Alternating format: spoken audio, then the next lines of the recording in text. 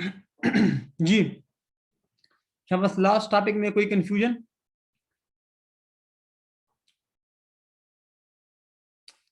सही है जी। जी बाकी भी कंफर्म कर दें। जी हमजा, अदनान, लैबा, इसाक, अवैस, आजम, यासर, नाजिश, समद, शफकत, वहीदुल्ला, जैन। जी शाबाश बच्चे पूछे।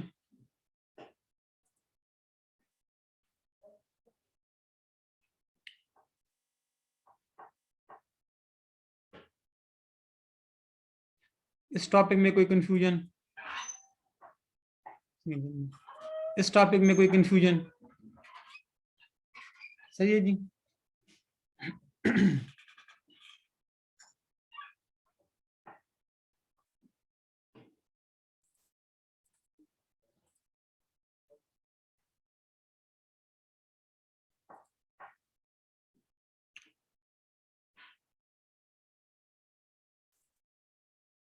जी तो अगर नहीं है तो हम नया टॉपिक शुरू कर लेते हैं। देखिए इससे पहले हमने पढ़ा था कि हम इंडिफरेंस कर्व पढ़ रहे थे, और इंडिफरेंस कर्व में हमने पढ़ा था कि ये एक ऑर्डिनल अप्रोच है जिसमें हम चीजों को उनकी प्रायोरिटी और उनकी प्रेफरेंसेस की बेस पे सेलेक्ट करते हैं। ठीक है, और इसमें यूटिलिटी मेजरेबल नहीं होती। अच्छा एक और पॉइंट कि जिस तरह हम लॉ ऑफ डाइमिनिशिंग मॉड्यूलिटी में और लॉ ऑफ इक्वल मॉड्यूलिटी में हमें पता था कि इधर हम मैक्सिमम पॉइंट पे है और ये हमारे लिए एक इक्विलिब्रियम पॉइंट पे था। जिस तरह हम इक्विलिब्रियम पॉइंट में अगर लॉ ऑफ डाइमिनिशिंग मॉड्यूलिटी देखें तो हम इक्विलिब्रियम पॉइंट किस पॉइंट पे थे जिधर हमारी टोटल यूटिलिटी मैक्सिमम थी और हमारी मॉड्यूलिटी जीरो थी। वो हमारे लिए मैक्सिमम पॉइंट था और उस उधर हम इक्विलिब्रियम पॉइंट पे थे। ठीक है, इसी तरह अगर आप देख लें कि लॉ ऑफ इक्विमॉड्यूलिटी में हम उस पॉइंट पे इक्विलिब्रियम पॉइंट पे थे जिधर हमारे पास marginal utility of two goods हमारे पास सेम थी। तो हम कह रहे थे कि इस पॉइंट पे हम मैक्सिमम पॉइंट पे हैं और हम एक इक्विलिब्रियम पॉइंट पे हैं। कल सुलेमान ने एक सवाल पूछा था कि सर हमें, क्योंकि हम यूटिलिटी मेजर नहीं कर सकते ऑर्डिनल अप्रोच के अंदर, तो हमें किस तरह पता लगेगा कि हम किस पॉइंट पे मैक्सिमम पॉइंट पे है और हमारे लिए इक्विलिब्रियम पॉइंट कौन सा पॉइंट होगा। तो अभी तक जो हमने कंज्यूमर इक्विलिब्रियम नहीं पढ़ा, क्योंकि अभी तक हमने कंज्यूमर इक्विलिब्रियम नहीं पढ़ा और हम अगर सिर्फ इंडिफरेंस कर्व की बेस पे अगर डिसाइड करते हैं कि हमारे लिए मैक्सिमम पॉइंट कौन सा होगा, तो हम जो प्रेफरेंस सेलेक्ट करेंगे ना या जो कॉम्बिनेशन हम सेलेक्ट करेंगे वो हमारे लिए मैक्सिमम पॉइंट होगा। लेकिन इंशाल्लाह जब हम बजट लाइन और इंडिफरेंस कर्व पढ़ेंगे ना, बजट लाइन और इंडिफरेंस कर्व तो हमने पढ़ लिया, जब हम इंशाल्लाह बजट लाइन पढ़ेंगे तो तब मैं बताऊंगा कि जब यूटिलिटी इज नॉट मेजरेबल तो उस पॉइंट पे हम कब इक्विलिब्रियम पॉइंट पे होंगे। ठीक है जी, तो इंशाल्लाह वो परसों या नेक्स्ट वीक में वो पॉइंट आपका क्लियर हो जाएगा। लेकिन अभी तक आप ये समझे कि हम उस पॉइंट पे इक्विलिब्रियम पॉइंट पे हैं कि जिधर हमारी जो चीज हमें अच्छी लगती हो, जो कॉम्बिनेशन हमें सूट करती हो, जो हमारे लिए प्रेफरेबल या प्रेफर्ड हो। सही है जी। अच्छा अब हम पढ़ेंगे कैरेक्टरिस्टिक्स ऑफ इंडिफरेंस कर्व। बड़ा इंपॉर्टेंट सवाल है ऑब्जेक्टिव के पॉइंट ऑफ व्यू से भी, और वो आपको ना इसके लिए लॉन्ग क्वेश्चन वो बना सकता है। या तो आपसे स्ट्रेट फॉरवर्ड पूछेगा कि यार इंडिफरेंस कर्व के कैरेक्टरिस्टिक्स कौन कौन से हैं, 7-8 मार्क्स के लिए तो आप लोगों ने लिखने हैं। या वो आपसे ये भी पूछ सकता है कि यार इंडिफरेंस कर्व के 2-3 कैरेक्टरिस्टिक वो आपसे ना पूछ के ना कहते यार ये नेगेटिव स्लोप क्यों होता है, ठीक है ना, या ये कन्वेक्स टू द ओरिजिन क्यों होता है, ठीक है ना।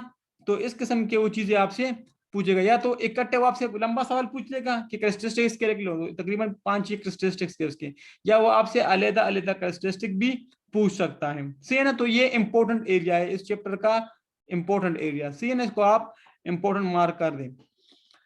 पहला कैरेक्टरिस्टिक इसका जो है ना वो ये है कि ये नेगेटिवली स्लोप होता है। नेगेटिवली स्लोप का मतलब ये है कि जिस तरह हमारे पास law of demand curve from left to right वो स्लोपिंग डाउनवर्ड था, सेम इसीलिए ये भी स्लोपिंग डाउनवर्ड होता है। लेकिन इसके रीजंस क्या है कि ये नेगेटिवली स्लोपिंग डाउनवर्ड होता है? ये इसलिए स्लोपिंग डाउनवर्ड होता है कि जब हम एक यूनिट्स के, देखो मैंने आपसे कहा कि चूंकि हमारे पास रिसोर्सेज लिमिटेड होते हैं, तो अगर हम सेम लेवल ऑफ सेटिस्फेक्शन चाहते हैं और हर कॉम्बिनेशन हमें सेम लेवल ऑफ सेटिस्फेक्शन दे रहा है, ये हमने कल पढ़ा भी था कि इंडिफरेंस कर्व चाहे हम कोई भी कॉम्बिनेशन उठा ले, A B C D E F में से कोई भी कॉम्बिनेशन उठा ले, गुड्स तो वेरी कर सकते हैं ठीक है ना। फॉर एग्जाम्पल हमने फूड और वो क्लॉथ का पढ़ा था कि वो क्वांटिटी तो वेरी करेगी लेकिन सेटिस्फेक्शन हमारा सेम रहेगा। क्लियर जी। तो नेगेटिव स्लोप ये इसलिए होता है कि अगर जब हम एक गुड्स के ज्यादा यूनिट्स कंज्यूम करेंगे ना, तो अगर हम वही सेम लेवल ऑफ सेटिस्फेक्शन चाहते हैं तो हमें फिर दूसरे गुड्स के कम यूनिट्स को कंज्यूम करना पड़ेगा। अगर हम एक के गुड्स बढ़ा रहे हैं तो दूसरे के गुड्स नंबर ऑफ यूनिट्स को हमें कम करना पड़ेगा, इसलिए ये नेगेटिव स्लोप होते हैं। मैं यहां से आपको थोड़ा बता देता हूं।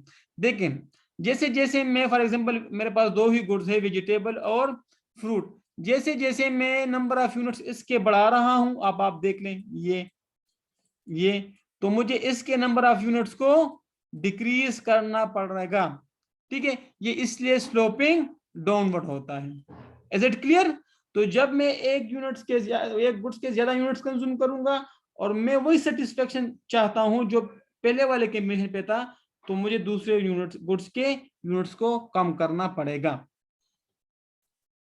जरा आप ये पढ़ ले 3 लकीरों में जो पॉइंट्स लिखे ये। And difference curve will always sloping from left to right. ठीक है ना, sloping down. This is because someone increase their consumption of one good, for example, good A, in order to maintain the same level of satisfaction, he must decrease the consumption of another goods. ठीक है जी। तो अगर उसने एक goods के ज्यादा units consume करने हैं तो दूसरे के फिर उसको मजबूरन कम करना पड़ेगा।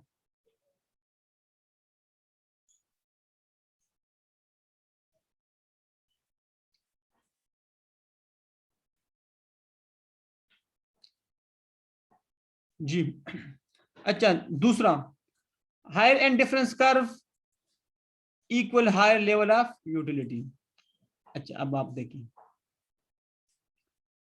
हमने अभी तक जो हम पढ़ चुके हैं वो ये कि इस कर्व पे हम जो भी कॉम्बिनेशन उठाएंगे, चाहे वो ये कॉम्बिनेशन, चाहे वो ये कॉम्बिनेशन, चाहे वो ये कॉम्बिनेशन, चाहे वो ये कॉम्बिनेशन, इस कर्व पे हम जो भी कॉम्बिनेशन उठाएंगे वो हमें सेम या इक्वल लेवल ऑफ सेटिस्फेक्शन देगा। इसने U1 लेकर आप IC1 भी कर सकते हो, कोई मसला नहीं है। ठीक है जी। Indifference curve 1। लेकिन ये दूसरा कर्व जो है ना,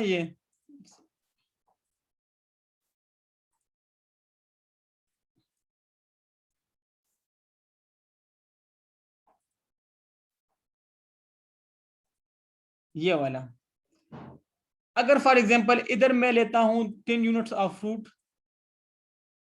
और for example 2 units of vegetable, clear. लेकिन अगर वही कॉम्बिनेशन मैं इस कर्व पे लेता हूं तो इधर मैं लूंगा 10 units of fruits, for example 4 units of vegetable. Clear जी। कहने का मतलब यह है कि जैसे जैसे आपके कर्व राइट की तरफ शिफ्ट होते हैं, आपका curve higher indifference curve बनता है। फॉर एग्जांपल मैं आपको पहला जो हमारा पास IC1 है, क्लियर जी, इधर मेरे पास कैपेसिटी है कि मैं 10 यूनिट्स ऑफ फ्रूट्स के ले लूं और 2 यूनिट्स ऑफ वेजिटेबल के ले लूं। लेकिन अगर आप IC2 या U2 देखें तो इधर इसका मतलब यह है कि मैं 10 यूनिट्स ऑफ फ्रूट और 4 यूनिट्स ऑफ वेजिटेबल ले सकता हूं। इस कर्व पे मेरी कैपेसिटी ना ज्यादा हो जाती है, तो ये कहलाता है हायर एंड डिफरेंस कर्व और ये कहलाता है लोअर एंड डिफरेंस कर्व। बेशक इस कर्व पे यूटिलिटी सेम रहेगी, लेकिन इस कर्व पे जो यूटिलिटी होगी ना IC1 से या U1 से ज्यादा होगी। इसी तरह IC3 या U3 पर जो यूटिलिटी वो हासिल करेगा ना, जो सेटिस्फेक्शन, वो U2 या IC2 से ज्यादा होगा। इसी तरह IC4 या U4 पे वो जो सेटिस्फेक्शन हासिल करेगा ना, वो U3 से या IC3 से ज्यादा होगा। बेशक IC4 पे वो जो भी कॉम्बिनेशन उठाएगा ना, जो भी IC4 पे इस कर्व पे, वो तो सेम सेटिस्फेक्शन देगा। लेकिन अगर आप कंपैरिजन इस दो कर्व के दरमियान कर रहे हो तो इसकी सेटिस्फेक्शन से ज्यादा होगा। इसी तरह अगर आप IC2 या U2 और IC3 के दरमियान करते हो तो इस पे जो सेटिस्फेक्शन होगा वो तो सेम होगा, लेकिन अगर हम इन दो का कंपैरिजन करते हैं तो इसकी सेटिस्फेक्शन U2 या IC2 से ज्यादा होगा। कहने का मतलब यह है कि ये हायर एंड डिफरेंस कर्व कहलाते हैं। फॉर एग्जांपल ये हायर एंड डिफरेंस कर्व, इसके मुकाबले में ये हायर एंड डिफरेंस कर्व और इसके मुकाबले में ये higher indifference curve. Higher indifference curve give higher level of satisfaction. अगर एक ही कर्व, ये ही एक ही कर्व हो, तो इस पे आप जो भी कॉम्बिनेशन उठाएंगे वो आपको सेम सेटिस्फेक्शन देगा। लेकिन अगर आप U4 का U3 के साथ कंपैरिजन करते हो तो फिर इस पे सेटिस्फेक्शन U3 से ज्यादा होगी। U3 पे अगर आप कोई कॉम्बिनेशन उठाते हो U3 पे, तो आपको सेम लेवल ऑफ सेटिस्फेक्शन देगा। लेकिन अगर आप U2 का U3 के साथ कंपैरिजन करते हो तो U3 का लेवल ऑफ सेटिस्फेक्शन U2 के मुकाबले में ज्यादा होगा। और इसी तरह U1 और U2 का अगर कंपैरिजन करते हो तो U2 पे अगर आप सेटिस्फेक्शन U1 से ज्यादा होगी। क्योंकि अगर आप देख लेना U2 पे मैं ज्यादा नंबर ऑफ यूनिट्स खरीद सकता हूँ एज कंपेयर टू U1। तो काइंडली इस टॉप इसमें कोई कंफ्यूजन, ये आप जरा ये भी पढ़ लें।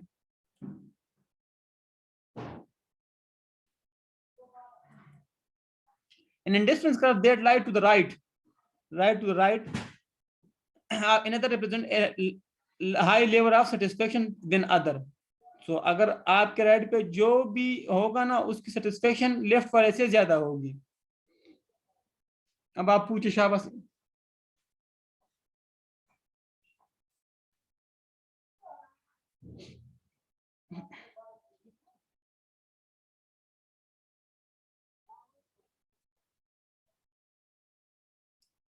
जी बाकी भी कंफर्म कर दें।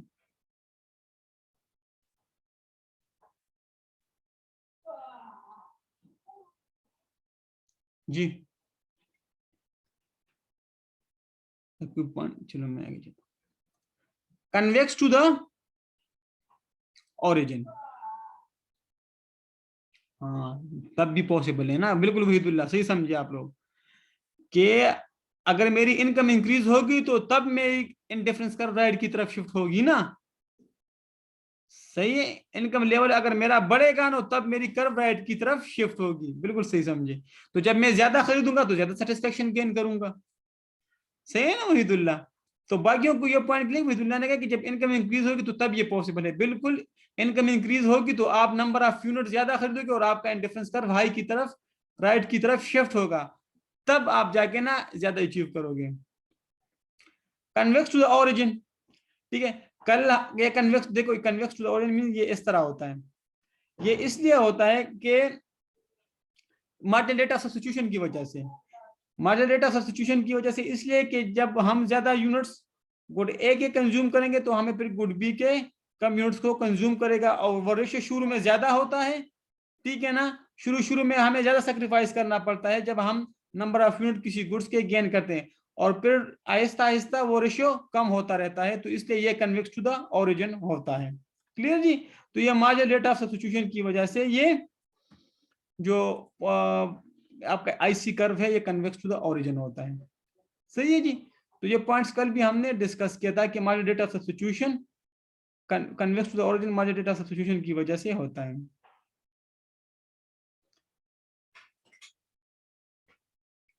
जी इनमें कोई कंफ्यूजन?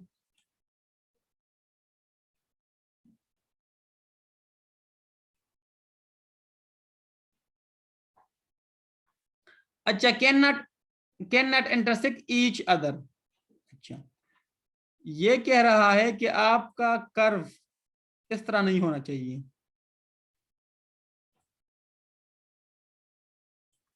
इस तरह कि या वो आइदर वाई एक्सिस को टच करे या आइदर वो एक्स एक्सिस को टच करे। ये इस तरह नहीं होगा। अगर ये इस तरह होता है तो फॉर एग्जाम्पल अगर ये इधर अगर ये वाई एक्सिस टच करता है तो इसका मतलब ये हुआ कि आपका एक्स जीरो। जी जी बिल्कुल सही है जी। अगर वाई एक्सिस टच करता है तो इसका मतलब ये है कि आपका एक्स जीरो, और अगर एक्स को टच करता है तो इसका मतलब है आपकी वाई प्रोडक्ट जीरो। तो ये तो फिर एक गुड्स के साथ उसने डीलिंग की ना, जबकि हमने कल क्या पढ़ा था कि it is a combination of two goods. सही है जी। सो इसलिए ये किसी भी एक्स एक्सिस को टच नहीं करेगा। क्लियर जी।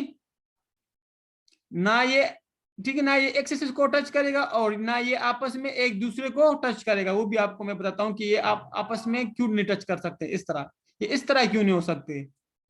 इस तरह भी नहीं होना चाहिए, आपका कर्व इस तरह भी नहीं होना चाहिए, आपका कर्व इस तरह बन सकता है, इस तरह, इस तरह, इस तरह, इस तरह, इस तरह, लेकिन इस तरह नहीं बनेगा।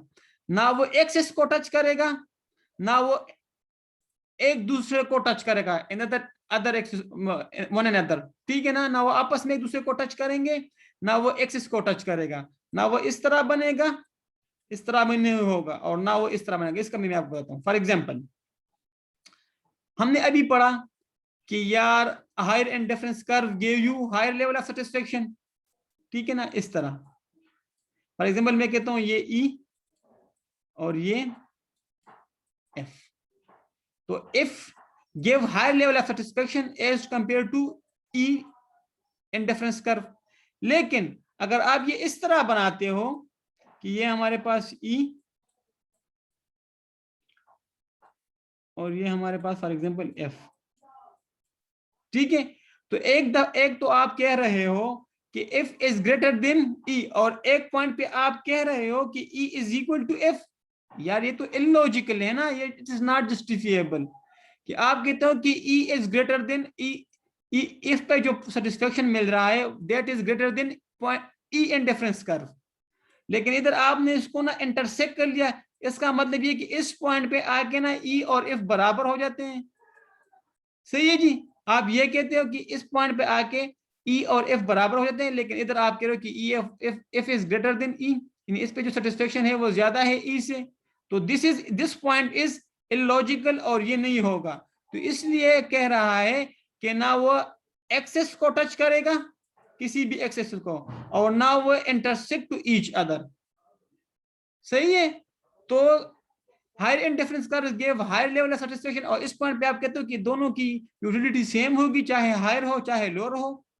तो ये इलॉजिकल पॉइंट है जिसकी वजह से ये नहीं हो सकता। तो काइंडली इस पॉइंट में कोई कंफ्यूजन?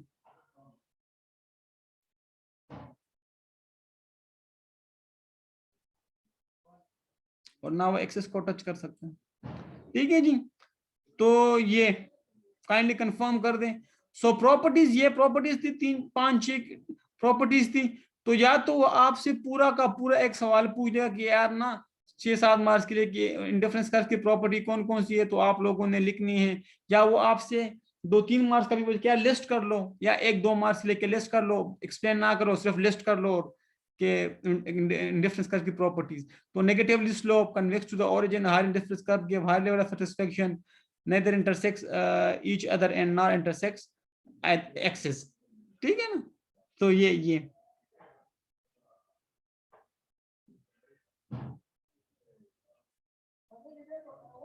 ठीक है जी। तो ये इस तरह आपका बनेगा।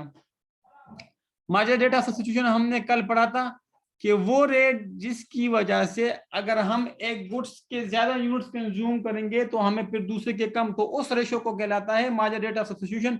और ये चेंज इन वाई ये इस तरह, ठीक है ना। इसका स्लोपिंग डाउनवर्ड ये इसलिए होते हैं कि शुरू शुरू में फॉर एग्जांपल अगर मैं 3 यूनिट्स गेन करता हूं गुड एक्स के, तो मुझे गुड वाई के 4 यूनिट को लॉस करना पड़ेगा, सेक्रीफाइस करना पड़ेगा, ठीक है। तो शुरू में अगर आप देखें तो 3 यूनिट्स को गेन करने के लिए मैं 4 यूनिट को लॉस कर रहा हूं, लेकिन फिर एक ऐसा पॉइंट आ जाता है कि मैं 6 यूनिट्स को गेन करने के लिए 1 यूनिट को लॉस करता हूं, सही है जी। तो शुरू में देखो मैंने 3 यूनिट को गेन करने के लिए 4 यूनिट को लॉस किया, और इधर मैं 6 यूनिट को गेन करने के लिए 1 यूनिट को लॉस कर रहा हूं। तो ये इसलिए स्लोपिंग डाउनवर्ड होता है कि शुरू में हमें ज्यादा सेक्रीफाइस करना पड़ता है, फिर जैसे जैसे हम उस गुड्स के ज्यादा यूनिट्स कंज्यूम कर जाते हैं तो फिर हमें कम यूनिट्स को सेक्रीफाइस करना पड़ता है। तो इसको भी जरा आप एक नजर देख लें कि वो पूछ सकते हैं आपसे कि यार मार्जिनल रेट ऑफ सब्स्टिट्यूशन क्या है, ऑफ डायग्राम आप एक्सप्लेन कर दें। तो ये कल हमने पढ़ा, ये कैलकुलेशन करने की जरूरत नहीं, अगर आप करते हो तो कर लो, वरना इतना ये इंपॉर्टेंट नहीं जी। तो सम्मत, हफ्सा, वहीदुल्ला, दाऊद, अक्सा, आयशा, हमजा, पूछे शाबस, बाकी भी ठीक है ना जी। तो कंज्यूमर इक्विलिब्रियम की तरफ हम आएंगे, लेकिन कंज्यूमर इक्विलिब्रियम से पढ़ने से पहले हम इंशाल्लाह पढ़ेंगे बजट लाइन, क्योंकि कंज्यूमर इक्विलिब्रियम में दो चीजें जरूरी है, एक इंडिफरेंस कर्व का और एक हमारे पास बजट लाइन का। तो हमने तो इंडिफरेंस कर्व तो हमने पढ़ लिया, लेकिन बजट लाइन अभी हम पढ़ते हैं। तो जब इन दोनों को हम कंपेयर करेंगे ना, जब इन दोनों को हम कंबाइन करके डायग्राम ड्रा करेंगे, तो तब हमारे लिए इक्विलिब्रियम कर्व, कंज्यूमर इक्विलिब्रियम बनेगा। ठीक है जी। तो मैंने अभी आपसे कहा कि इंशाल्लाह जिधर यूटिलिटी मेजर नहीं हो सकती उधर कंज्यूमर किस पॉइंट पे इक्विलिब्रियम में होगा, तो इंशाल्लाह वो हम पढ़ेंगे। लेकिन पहले हम बजट लाइन पढ़ते हैं। बजट लाइन, बजट लाइन जो होती है वो कंज्यूमर की इनकम लाइन होती है कि यार कंज्यूमर के पास कितनी इनकम पड़ी है जो वो दो गुड्स पे स्पेंड करना चाहता है। ठीक है, फॉर एग्जाम्पल उसने एक मिसाल दी है, डिफिनीशन याद करने की जरूरत नहीं बजट लाइन कि budget line is income line that the consumer want to spend on two goods. ठीक है, तो ये कंज्यूमर की इनकम होती है। या जिस तरह हम कहते हैं यार हमारी बजट इतनी है कि इन दो चीजों पे हम स्पेंड करें, या हमारे पास इतनी बजट है कि हमने ना ये चीजें इसमें खरीदे। तो ये वही चीज है कि एक इनकम होती है कंज्यूमर के पास कि वो जो जो स्पेंड करना चाहते हैं दो गुड्स पे, क्योंकि हम दो गुड्स का पढ़े तो दो गुड्स पे। अब फॉर एग्जाम्पल वो कहते हैं कि उमर के पास 30 रुपए की बजट है और अब वो दो आइटम्स खरीदना चाहता है। फॉर एग्जाम्पल एप्पल जिसकी प्राइस 2 रुपये है और एक है कैरेट जिसकी प्राइस 1.5 है। क्लियर जी। तो उसकी टोटल बजट 30 और उस जो गुड्स खरीदना चाहता है एप्पल और कैरेट्स उसकी प्राइस 2 और 1.50। अब फॉर एग्जांपल वो कहते हैं अगर if he chooses to buy 8 carrots how many apple he can buy. अगर वो 8 कैरेट्स खरीदना चाहता है तो वो फिर एप्पल कितने खरीदेगा। उसके पास तो बजट है 30, तो अगर वो 8 कैरेट खरीदना चाहता है 8 कैरेट्स 8 कैरेट और 1 कैरेट की प्राइस 1.5 है, तो इस पे वो कैरेट्स पे कितना कंज्यूम करेगा 12 कंज्यूम करेगा ना जी। अगर 8 कैरेट्स वो खरीदना चाहता है और कैरेट्स की प्राइस 1.5 है तो वो 12 इस पे स्पेंड करेगा। उसके पास बजट कितनी है 30। ठीक है ना। तो अगर 30 से मैं 12 वो कैरेट पे खर्च कर ले तो बाकी 18 वो खर्च करेगा एप्पल पे।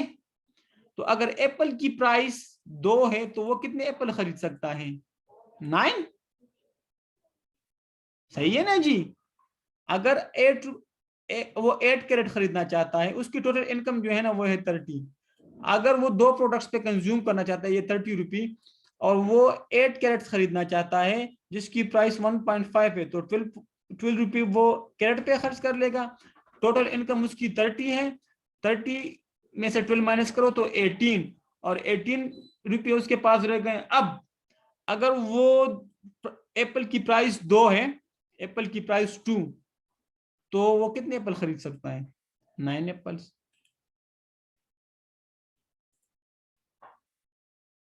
जी। सो अबू बकर, आयशा, लैबा, हफ्सा, वहीदुल्ला, समद, हमजा, अजीजुल्लाह, इसाक, अवैस, बचे पूछे शाबाश। इस पॉइंट में कोई कंफ्यूजन। अब तो उसका बजट लाइन किस तरह बनेगा। अब उसका बजट लाइन फॉर एग्जांपल इस तरह बनेगा कि फॉर एग्जांपल अगर मैं इस साइड पे एप्पल ले लूं, एप्पल इस साइड पे कैरेट्स ले लूं, तो वो 9 एप्पल खरीदेगा और 8 कैरेट्स खरीदेगा। तो वो इसका बजट लाइन इस तरह बनेगा। ठीक है, कि इसी बजट लाइन पे रह के वो 9 एप्पल और 8 कैरेट्स खरीद सकता है। सही है जी। Is it clear. ये ग्राफ भी क्लियर है। अब आगे हैं। अच्छा, ये ग्राफ समझना है कैलकुलेशन मुझे नहीं शायद वो ऑब्जेक्टिव में दे दे, लेकिन यहाँ से थ्योरी नहीं आएगी।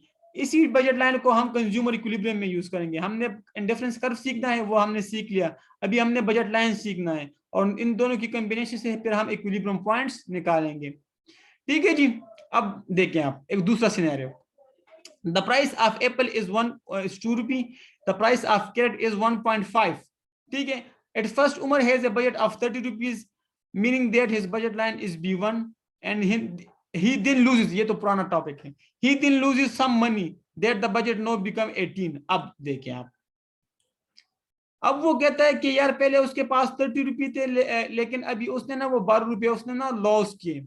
अब अगर वो खरीदना चाहेगा, फॉर एग्जांपल अगर वो अभी 8 कैरेट खरीदना चाहता है, तो अगर अभी वो 8 कैरेट खरीदना चाहता है तो वही 12, ठीक है जी, 12, अभी उनका बजट 18 है क्योंकि 12 रुपये तो उससे लॉस हो गया ना उनका, ठीक है ना, तो रह जाएंगे उसके 6।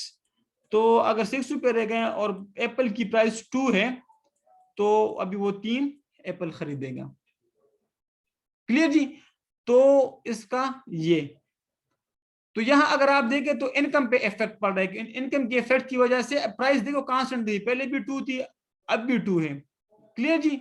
लेकिन इनकम में डिक्रीज आने की वजह से अब वो देखो कम खरीद रहा है। अब उसका बजट लाइन फॉर एग्जांपल पहले इधर भी 12 था, अभी इधर 12 है, लेकिन अब वो कितने एप्पल खरीद रहा है, फॉर एग्जांपल 3।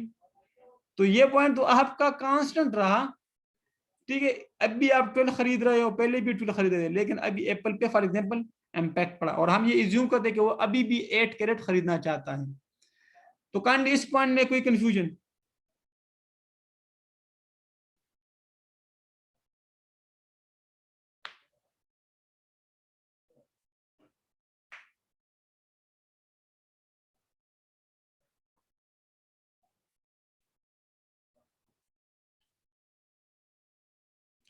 एक और सिनेरियो की तरफ भी आते हैं।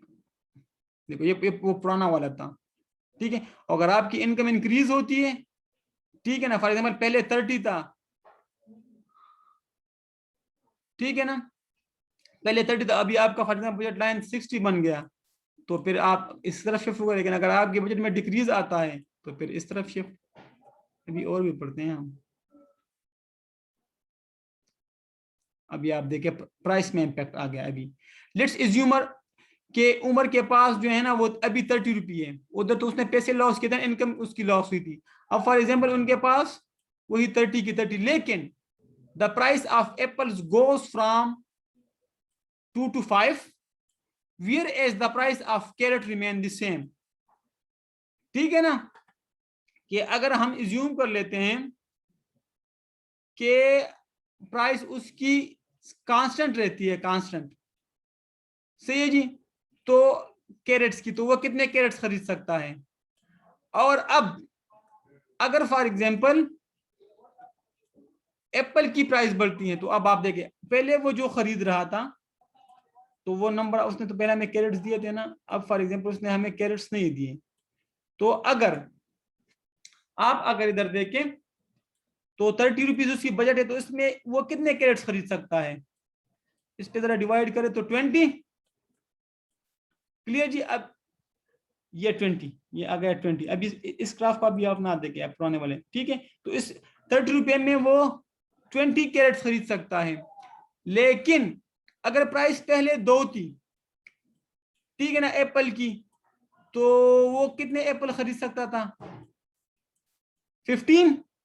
तो आपकी बजट लाइन ये थी, और इसी बजट लाइन पे आप कोई ना कोई कॉम्बिनेशन उठा सकते हैं। अगर आप सारे के सारे ना एप्पल पे खर्च करते तो आप 15 एप्पल खरीद सकते थे। अगर आप सारे के सारे कैरेट पे खर्च करते थे तो आप 12 कैरेट खरीद सकते थे। अगर आप इनमें से कोई कॉम्बिनेशन उठा सकते थे तो इसी ही बजट लाइन में रह के ना हमने कोई कॉम्बिनेशन उठाया था इसी बजट लाइन में। लेकिन अब वो कहता है कि यार वो जो है ना अपना कैरेट की प्राइस कांस्टेंट रही, जबकि एप्पल की प्राइस में इंक्रीज आया। तो जब कैरेट की प्राइस कांस्टेंट रही तो मैं वही 20 खरीदूंगा कैरेट्स। लेकिन अब चूंकि प्राइस ने जंप लगाई है 2 से 5 पे, तो अब मैं कितने वो खरीद सकता हूं, एप्पल 6। तो देखिए इधर तो आपकी कांस्टेंट रही, जबकि इधर आपकी डिक्रीज हो गई। तो ये बजट लाइन फिर इधर इस तरह शिफ्ट होगा। सही जी? इसके अपोजिट भी हो सकता है कि यार वो ना प्राइस ना 2 से ना 1 पे आ जाए, ये भी मुमकिन है। और ये भी हो सकता है कि आपकी प्राइस 1.5 से ना 2 पे चली जाए या 1 पे आ जाए। तो इसी तरह इस इफेक्ट की वजह से, प्राइस इफेक्ट की वजह से भी आपका जो बजट लाइन है वो अप एंड डाउन, लेफ्ट और राइट की तरफ शिफ्ट मूव कर सकता है। तो काइंडली इसमें कोई कंफ्यूजन बजट लाइन में? सब्र कर यार, मैं सब्र कर, मैं सब्र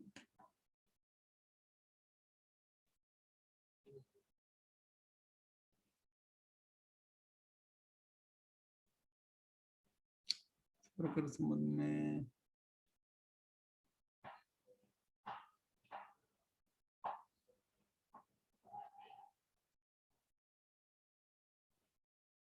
जी मैं कर लेता हूँ, शुरू से रिपीट कर दूं? सब्र कर, समझ में हुई आपका? वो देख रहा हूँ यार, नाम आपको मेरे पास शो नहीं हो रहा।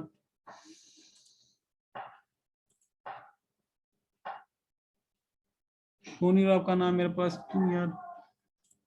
चलो आप टाइप कर दो समझ यार। सर मेरा सवाल ये था सर, आपने इससे पहले कहा कि अगर प्राइस बढ़ गई तो 15 तो वो खरीदता है एप्पल की। सर यहाँ पर मल्टीपल गुड्स की कंसेप्ट नहीं है सर? नहीं नहीं, हम क्या दो दो दो गुट दो गुट्स का पढ़ेंगे ना भाई।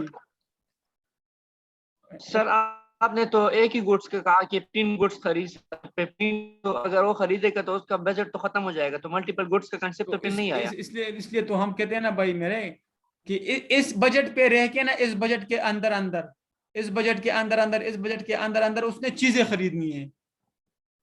ठीक है ना? इस बजट अच्छा पे, सर। हाँ, इस बजट के अच्छा अंदर अंदर, इस बजट लाइन के अंदर अंदर वो इन दो गुड्स का कोई भी कॉम्बिनेशन उठा सकता है। ये पूरे एक ओके बजट, सर। हाँ, ये पूरे एक बजट लाइन है, समझ।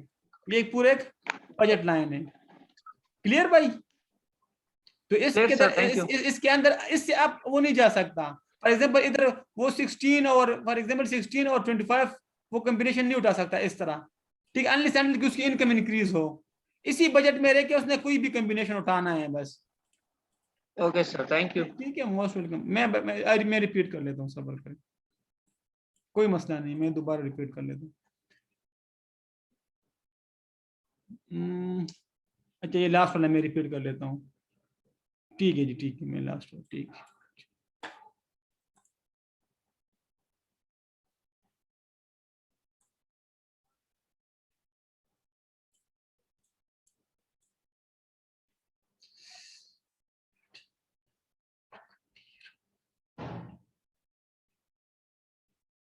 देखिए फयाज लैब, ये देखिए अब ये देखिए, उमर की इनकम जो है ना वही 30 की 30 रहती है। फॉर एग्जाम्पल उमर की इनकम 30 ही है, लेकिन the price of apple goes from 2 to 5, where is the price of carrots remain the same. अगर फॉर एग्जाम्पल प्राइस पुरानी वाली रहे, ठीक है ना, मैंने देखो बजट लाइन ड्रा करना है ना, कि मैंने एक ऐसा लाइन ड्रा करना है जिसके अंदर अंदर रह के ना मैंने इसका कोई कॉम्बिनेशन उठा लूं। सही है जी? तो इसी बजट के अंदर अंदर मैंने कॉम्बिनेशन उठाने हैं। तो फॉर एग्जाम्पल अब मैं बजट लाइन पे, तो बजट लाइन तो ड्रा कर लूँ ना कि मैं उनसे एक्सीड ना हूं। तो अगर मैं वही पुराना 2 रुपये ले लूँ प्राइस,